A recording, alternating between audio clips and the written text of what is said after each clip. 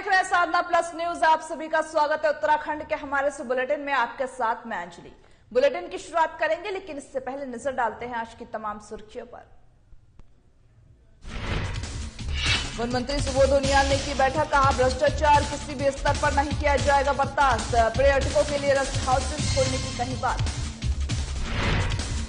काशीपुर में महंगाई पर कांग्रेस का हल्ला बोल, कार्यकर्ताओं ने किया धरना प्रदर्शन, बीजेपी पर जमकर साधा निशाना। पौड़ी में आईएफएमएस बिल प्रणाली हुई बंद, समय पर नहीं बन पा रहा बिल। संजय नेगी ने कहा बिल नहीं बनने पर विकास कार्यों पर दिखेगा असर। पौड़ी में आउटसोर्स कर्मियों को नौकरी का सता रहा डर, स्वास्थ्य कर्मचारी द्वारा दिया गया मांग पत्र, कर्मचारियों ने नौकरी के हटाने की दी चेतावनी। जवाहर मनोहर दत्त का सैन्य सम्मान के साथ हुआ अंतिम संस्कार, राइफल से दी गई अंतिम सलामी। मनोहर दत्त भट्ट जम्मू कश्मीर के उधमपुर में थे तैनात। अब बुलेटिन की शुरुआत करते हैं बड़ी खबर के साथ, जहां पर उत्तराखंड के वन मंत्री सुबोध उनियाल चार्ज संभालते हैं। जहां पर बता दें कि बड़ी खबर आपको इस वक्त बता रहे हैं, जहां पर हरक सिंह रावत की जो मुश्किलें हैं वो बढ़ती हुई नजर आ रही है। पूर्व कैबिनेट मंत्री हरक सिंह रावत की मुश्किलें बढ़ सकती है। कर्मकार कल्याण बोर्ड में हुए घोटाले पर सीबीआई जांच की मांग की गई है, जहां पर लैंसडाउन विधायक जहां पर बता दें कि दिलीप रावत ने सीएम को पत्र लिखा है। बोर्ड में श्रमिकों को वितरित सामग्री को लेकर के सीबीआई जांच की बात कही है। बताते चले आपको कि पिछली सरकार के दौरान विवादों में कर्मकार कल्याण बोर्ड का मामला रहा था, जहां पर पूर्व मंत्री हरक सिंह रावत की जो मुश्किलें हैं अब बढ़ती हुई नजर आ रही है। सीबीआई जांच के इस घोटाले में बोर्ड में मांग की गई है। लैंसडाउन विधायक दिलीप रावत ने सीएम को पत्र लिखा है।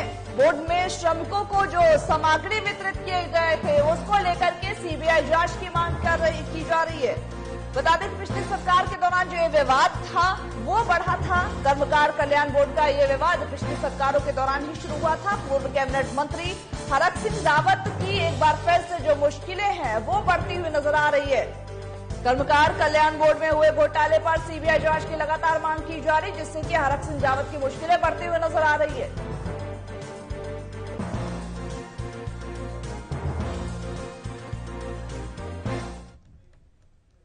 उत्तराखंड में वन मंत्री सुबोध उनियाल चार्ज संभालते ही पूरी तरह से एक्टिव मोड में नजर आ गए हैं। जहां पर बता दें कि वन मंत्री उनियाल में अब वन विभाग, जहां पर वन भवन में विभागीय अधिकारियों के साथ ही बैठक की है और विभाग में भ्रष्टाचार पर सख्त एक्शन लेने की बात कही है। उन्होंने कहा कि भ्रष्टाचार किसी भी स्तर पर बर्दाश्त नहीं किया जाएगा।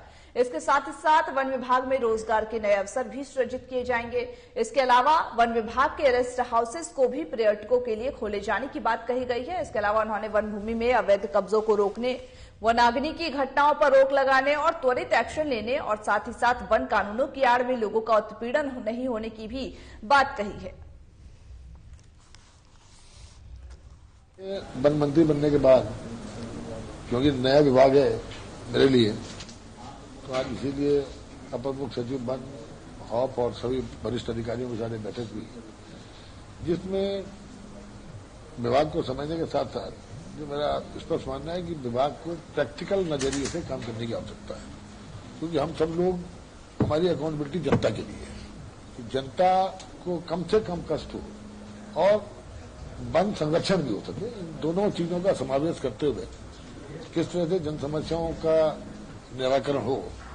खासकर आज ये गर्मी का मौसम है, फॉरेस्ट फायर की ज्यादा इस समय संभावनाएं होती हैं, तो फॉरेस्ट फायर को किस तरह कम्युनिटी बेस्ड, कम्युनिटी को इन्वॉल्व करके इस पर रोक लगाई जा सके।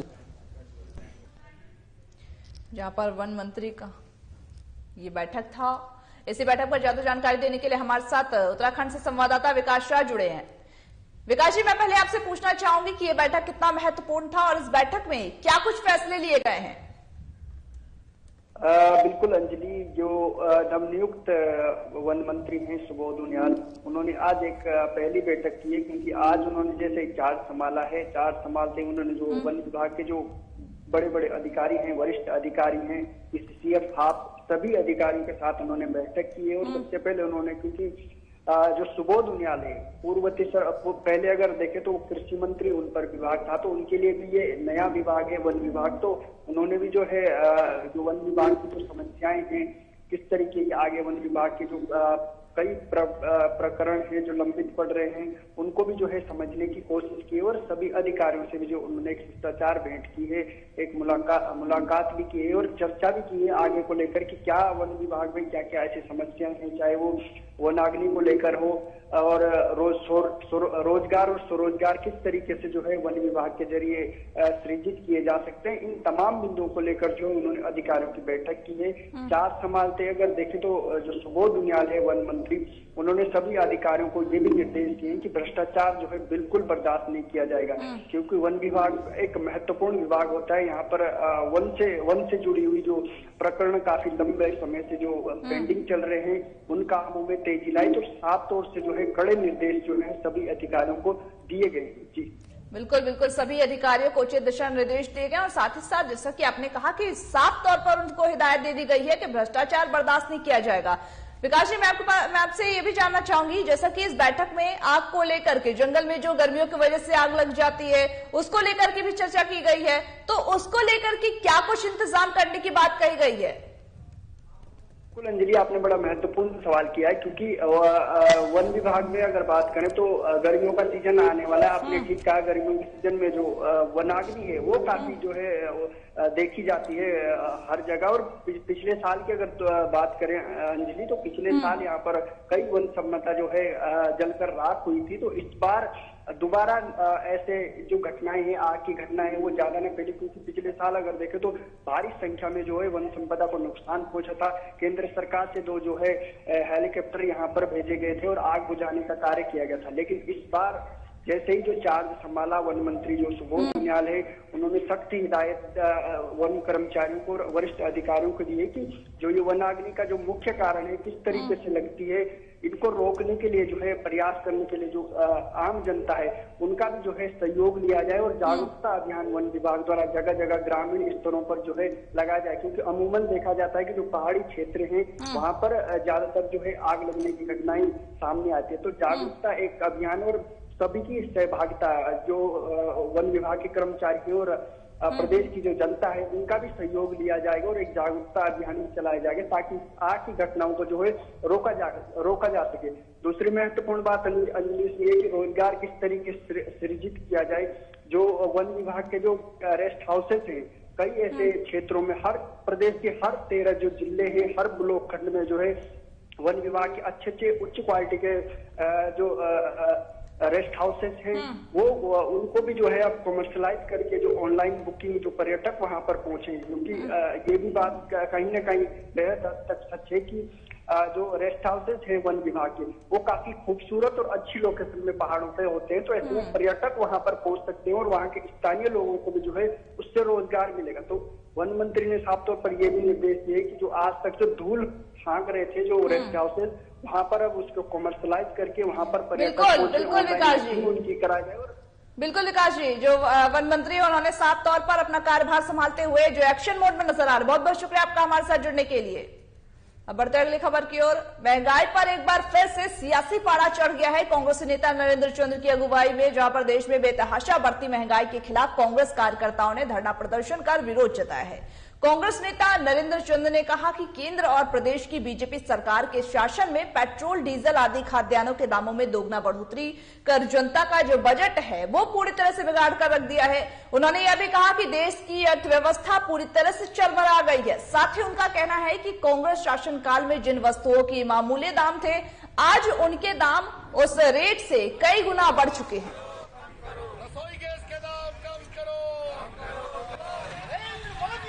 को लेकर कांग्रेस प्रदर्शन कर रही है और कांग्रेस प्रदर्शन करती रहेगी। जब तक इलेक्शन थे तब तक ठीक था, पर जिस हिसाब से डीजल, पेट्रोल और गैस सिलेंडर के दाम बढ़ रहे हैं, उस हिसाब से आम आदमी को बहुत परेशानी आएगी।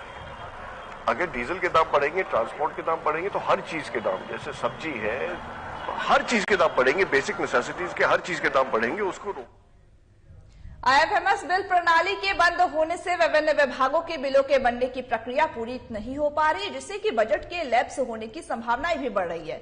बता दें कि स्वास्थ्य विभाग पौड़ी में भी बिलों को बनाने की प्रक्रिया की जा रही है, लेकिन आईएफएमएस में बिलों को बनाने का विकल्प बंद कर दिया गया है, जिससे कि समय से बिल नहीं बन पा रहा है। तो वही मुख्य चिकित्सा अधिकारी पौड़ी कार्यालय के वरिष्ठ प्रशासनिक अधिकारी संजय नेगी ने यह बताया है कि जनपद पौड़ी समेत अन्य जनपदों में भी यही समस्या चल रही है। बताया गया है कि विगत 3 दिनों से यही समस्या देखने को मिल रही है, जिससे कि शासकीय बिल नहीं बन पा रहा है और यदि 31 मार्च तक बिल नहीं बनते हैं तो भुगतान न होने पर विकास कार्यों पर भी इसका असर देखने को मिलेगा।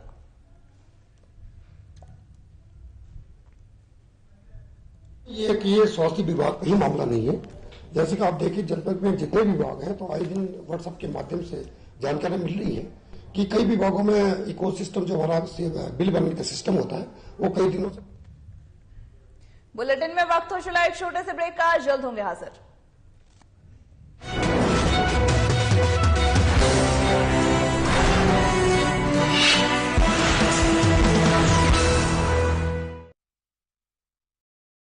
उत्तराखंड के सर्वांगीण विकास और राज्य की देवतुल्य जनता की आशाओं और आकांक्षाओं को पूर्ण करने के लिए मुख्यमंत्री श्री पुष्कर सिंह धामी के नेतृत्व में उत्तराखंड सरकार एक बार फिर जनता की सेवा हेतु प्रतिबद्ध है। देश के यशस्वी प्रधानमंत्री श्री नरेंद्र मोदी जी के मंत्र सबका साथ, सबका विकास, सबका विश्वास पर चलते हुए उत्तराखंड को देश का सर्वश्रेष्ठ राज्य बनाने के लिए मुख्यमंत्री श्री पुष्कर सिंह धामी विकल्प रहित संकल्प के साथ प्रयासरत हैं। जन समस्याओं के निराकरण के लिए सरलीकरण, समाधान, निस्तारीकरण और संतुष्टि के 4 सूत्रों पर पूर्ण समर्पित धामी सरकार विकास का लाभ अंतिम पंक्ति में खड़े व्यक्ति तक पहुंचाने के लिए कृत संकल्प है। उत्तराखंड सरकार किसानों, युवाओं, महिलाओं और व्यापारियों सहित समाज के प्रत्येक वर्ग की सरकार है। ये सरकार जन जन की सरकार है। एक ही लक्ष्य, एक ही सपना, सर्वश्रेष्ठ बने उत्तराखंड अपना।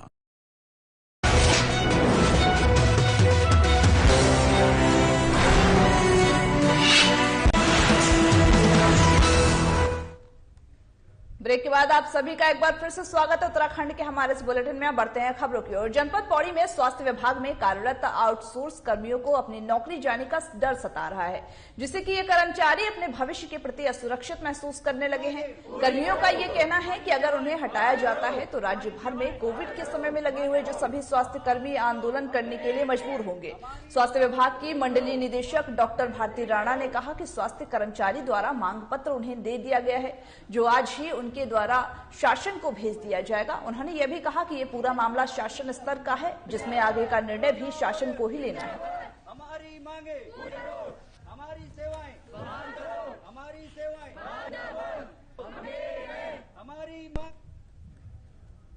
फर्स्ट नागन रेजिमेंट के चकोड़ी निवासी 45 साल के नायब सूबेदार मनोहर दत्त गार्ड ऑफ ऑनर के साथ 6 गढ़वाल राइफल पिथौरागढ़ के 27 जवानों की टुकड़ी ने रामगंगा घाट पर मातम धुन बजा करके राइफल से सलामी दी है। आपको बताते चले कि जवान नायब सूबेदार मनोहर दत्त भट्ट जम्मू कश्मीर के उधमपुर में तैनात थे। जवान छुट्टी पर अपने घर आए हुए थे। वहीं ड्यूटी के दौरान ही वे अपने घर से जा रहे थे कि हल्द्वानी रेलवे स्टेशन को जाते समय किसी वाहन ने उन्हें टक्कर मार दी, जिससे वे बुरी तरह से जख्मी हो गए। तो वही सैनिक को दिल्ली ले जाया गया, जहां उपचार के दौरान उनकी मृत्यु हो गई है। जैसे ही सुबह उनका पार्थिव देह लेकर के आर्मी वाहन घर पहुंचा तो परिजनों का रो रो कर बुरा हाल हो गया। ऐसा माहौल देख करके सबकी आंखें भी नम हो गई थी। दोपहर के बाद रामगंगा घाट पर 6 गढ़वाल राइफल पिथौरागढ़ टीम और सेना की टुकड़ी ने धुन बजा करके 21 राउंड फायरिंग की और उन्हें सलामी दी। 19 वर्षीय बेटी ने एसीसी ड्रेस में पिता को घर में सलामी दी है, जहां पर कक्षा 12 में पढ़ने वाली बेटी ने अपने पिता का पार्थिव शरीर घर पहुंचने पर पिता को सलामी और पुष्प चक्र भी अर्पित किया है। आगे भी नहीं, आपने कहा था ना जिस दिन मैंने वर्दी पहनी थी।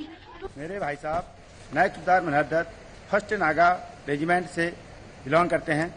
इस टाइम पे उनकी तैनाती जम्मू कश्मीर के उधमपुर में थी। वहां से वह अवकाश पे घर आए हुए थे।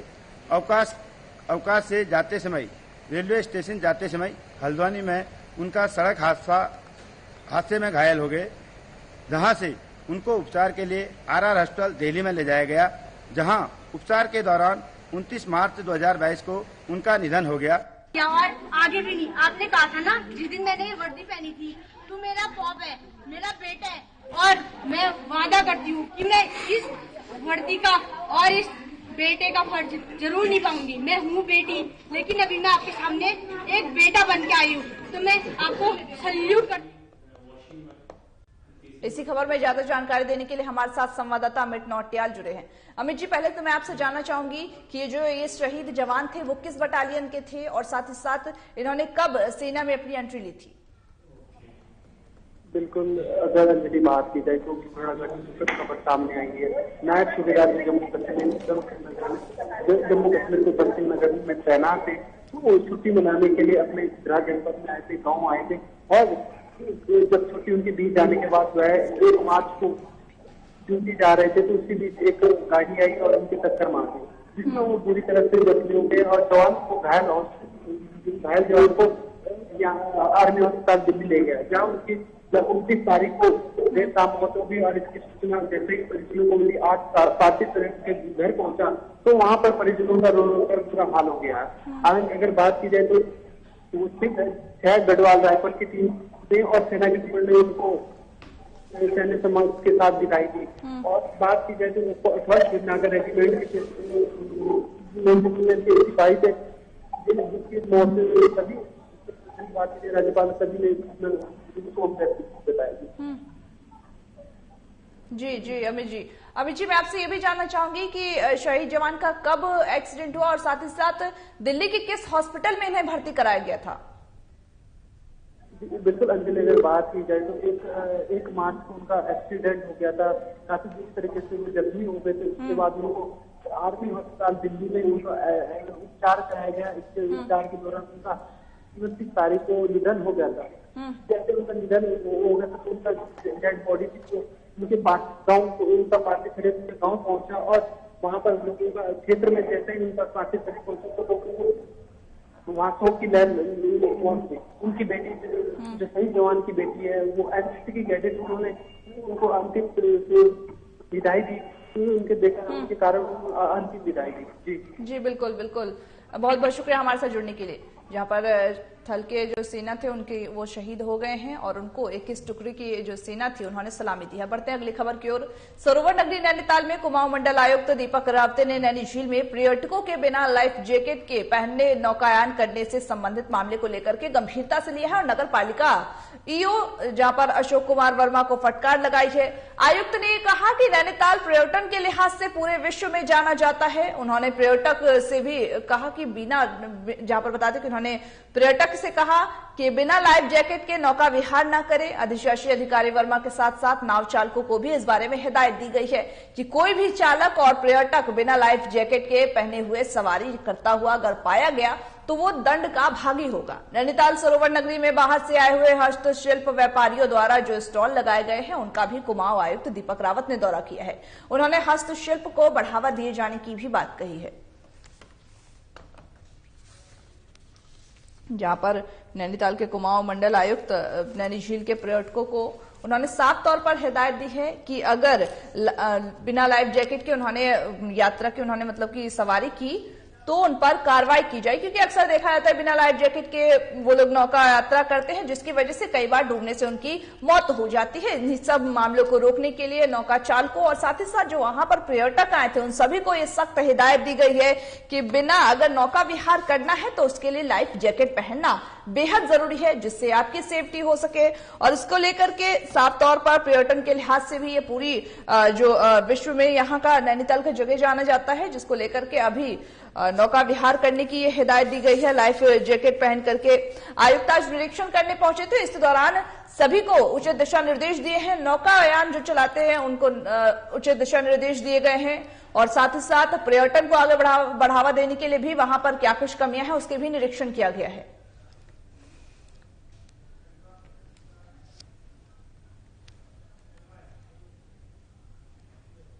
उत्तराखंड के हमारे इस बुलेटिन में बस इतना ही। मुझे दीजिए इजाजत और चलते चलते आपको छोड़ जाते हैं हरिद्वार के मनमोहक गंगा आरती के साथ।